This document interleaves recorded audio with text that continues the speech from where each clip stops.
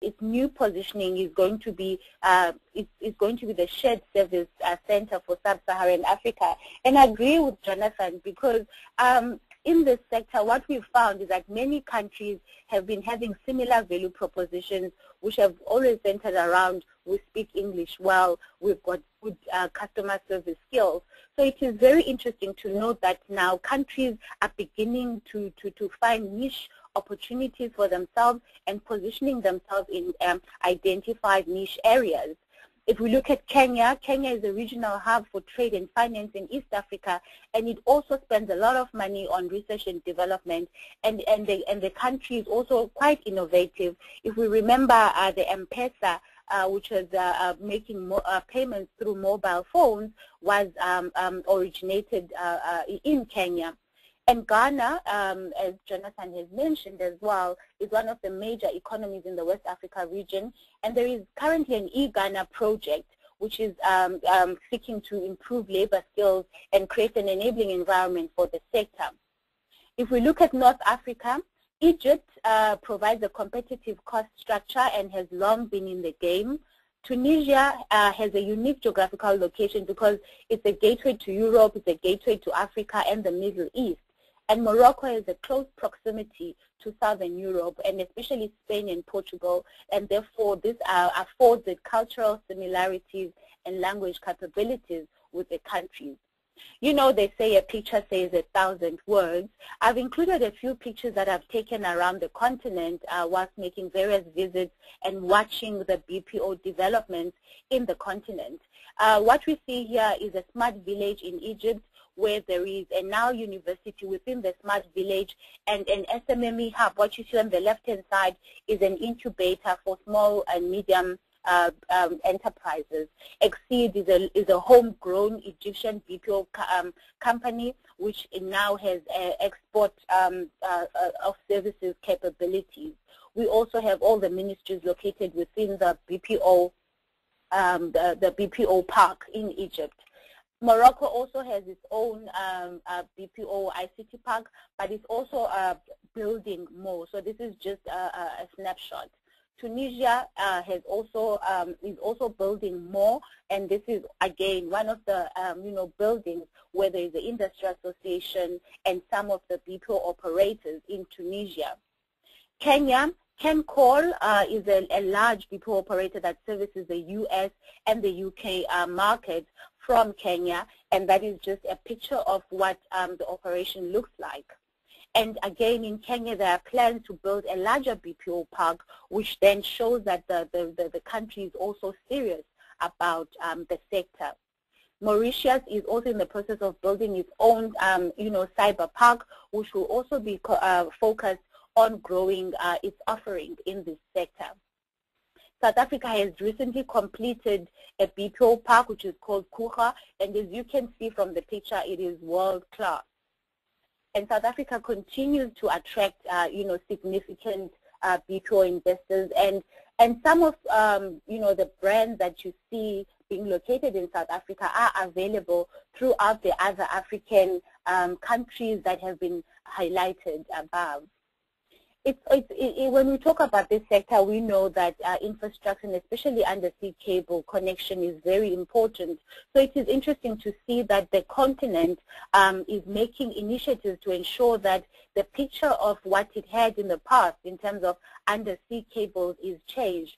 For we now see that by 2011, the continent is going to have a number of undersea cables which will service both Africa as a continent and the Middle East. So in terms of, if we had to summarize the strengths of Africa in terms of the BPO and IT services sector, Jonathan spoke about the labor as being a key factor in the sector. And what Africa is proud of is that the labor is not only available in abundance, but that is also educated. So you have a number of graduates that are qualified to enter the labor market.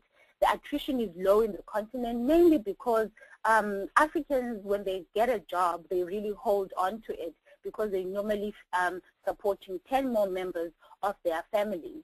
The multilingual workforce is an advantage, as we've mentioned, that there are a number of languages that are serviced from Africa.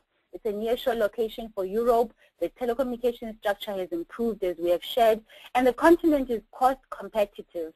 The governments in all the countries are supporting the development of this sector, coming up with incentives, building BPO parks, ensuring that an enabling environment is created for each investor. And there are also emerging local market opportunities for if an organization can locate a BPO operation in any African country, there would also be an opportunity to perhaps participate in the local work.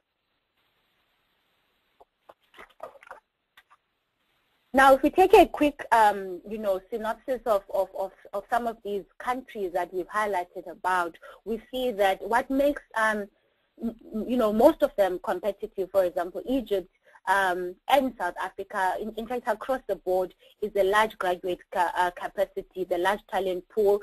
Tunisia is regarded as the India of Africa in the sense that it produces a number of engineering and computer science graduates and PhDs. And Egypt also has a single window clearance facility which works in its advantage, similar to South Africa, where there is one single point of entry. We see that in Morocco's strength is in French, and it also is in the same time zones as the client markets, and Morocco was an early adopter of offshoring. Tunisia is multilingual. It's got the infrastructure, it's got the incentives. Kenya has also got an availability of labor that is educated, and the country on its, as a whole is innovative, as highlighted. South Africa and Kenya do not give tax breaks. Egypt, the tax breaks are regarded as less competitive in the sense that, well, if we compare it to other countries like India who give tax breaks, and Egypt gives a 20% tax break, it could be seen as less competitive. However, each of these African countries do offer what we can call sweeteners to ensure that they make up in instances where there are no tax breaks or that are similar to the other offshoring destinations. And if we quickly compare just two of the top African countries in terms of this sector with some of the emerging markets like Costa Rica, Argentina, we see that the African countries are quite competitive across the board, from talent pool availability, skills quality, government support, infrastructure, cost competitiveness, English capabilities, and incumbents that are currently present in each of these countries. And I read the book Africa Rising by Vijay Mahajan, and I think, he really summarizes this so well when he talks about the rise of Africa and how we see that there's a growth in terms of banking, cell phones, consumer goods, and it's just really for each of us to open our eyes and look at the potential that Africa offers, in the sector.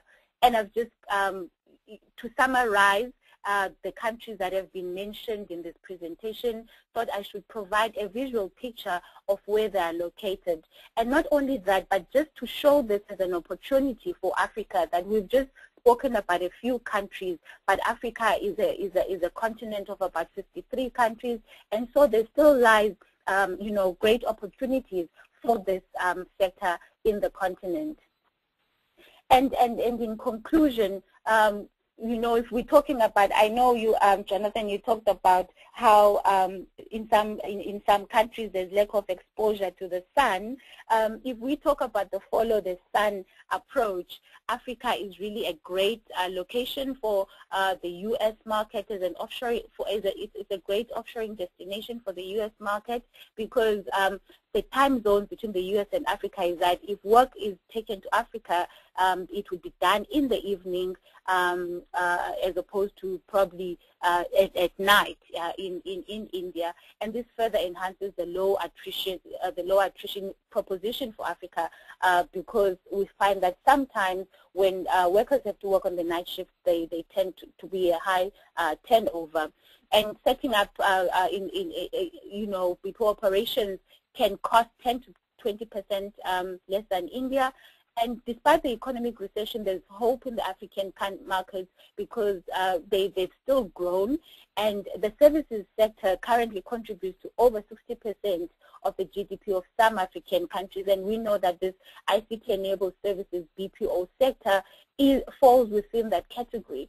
And it is great to note that African nations are all formulating policies that encourage the development of the sector. We see everything from free trade zones. Also in the Middle East, like Dubai has got free trade zones, the first free trade zone for the BPO sector. Taxes, exemptions are all part of the incentives that are being provided. And governments have steadily reduced the regulatory overheads over time. And I was also just reading the Africa Competitiveness Report, which is done by the World Bank. And there's been significant improvements in a number of countries in Africa. And Africa is a risk diversification option for India and the Philippines. What we are saying there is that it's about not putting all your eggs in one basket, and then it's also possible that BPO operators within India and the Philippines, as part of their geopolitical risk diversification for their clients, could also look into locating some of their operations in Africa. Thank you very much. Thank you, Pamela, for your fantastic presentation on the region. I think both the presentations taken together, I mean, it is one of the most extensive relay of information on this particular region I have ever seen, and I'm sure our participants would agree too. We'll now go on to the question and answer session, and we have a few questions that have already come in, and a few more are on the way. The first question, I mean, when I read out the question, it's not that unless the question is specifically to be asked to either Jonathan or Pamela, I would request both of them to give their perspective on the question. So the first question is, what about the Dutch South Africa? The Dutch part of South Africa has got some peculiarities, and when we talk overall about South Africa, this region is often not included. And overall, what do you think is the political risk as far as South Africa is concerned?